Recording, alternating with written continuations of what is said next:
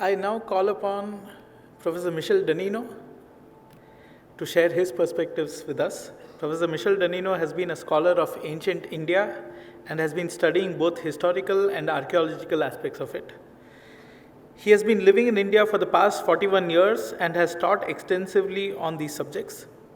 He has been awarded the Padma Shri for his contributions to literature and education, and he has been associated with IIT Gandhinagar for the past several years in various capacities, and is currently a full-time visiting faculty.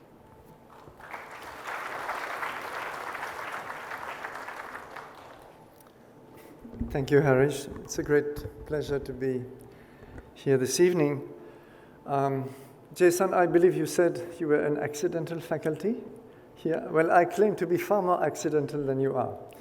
And I really came here by accident. In fact, I came into academics by accident. I never planned to, I never had an ambition to be in academics. I never thought about it. It's something which happened in the course of time, being invited here or there and having some limited teaching in one or two institutions, including one of the junior Indian Institutes of Management. But it so happened that sometime in August 2011, so almost 7 years to the day, I landed here to give a talk, and had been partially the invitation of Amit. I think he had a role to play in this.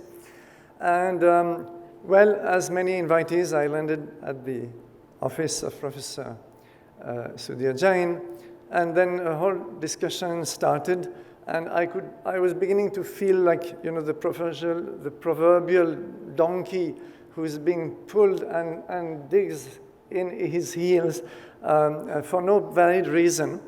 But I was not very sure whether I was ready to associate myself or participate or contribute to such an institution.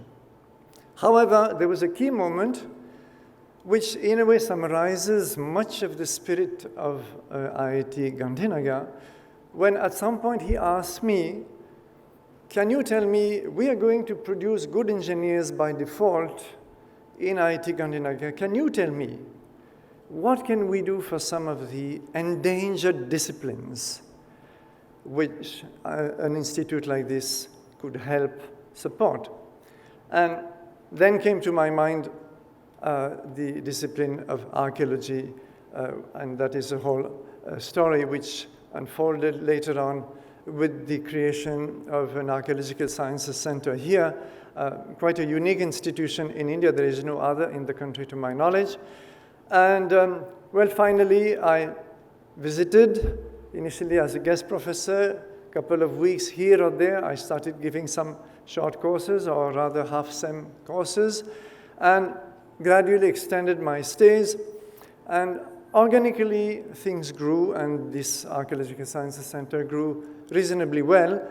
And finally, this year I decided to let go of all my inhibitions and join the Institute on a more permanent basis.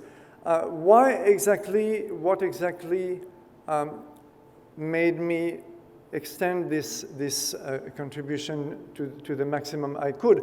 I think if I'm to summarize in one single word what I have found here to be different, because I've visited a number of IITs, quite a few universities in India, in one word, I would say ambience. There's something special about the ambience of this place. And I would not try to define it too much. Some of you would have felt it in one way or the other.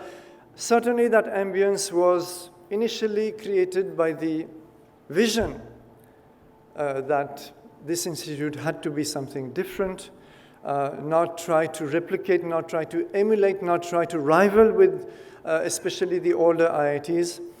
But you know, ambience is also something delicate. It can come and go, it can easily vanish. So it has not vanished. It has actually deepened itself, and this is something that is created, or sustained rather, by everybody here. By the students, of course, by the faculty, and I've met many remarkable people among the faculty members, also among the students, first of all, I should say. By the staff, I've met a lot of remarkable staff. I'm always amazed at the quality of our staff.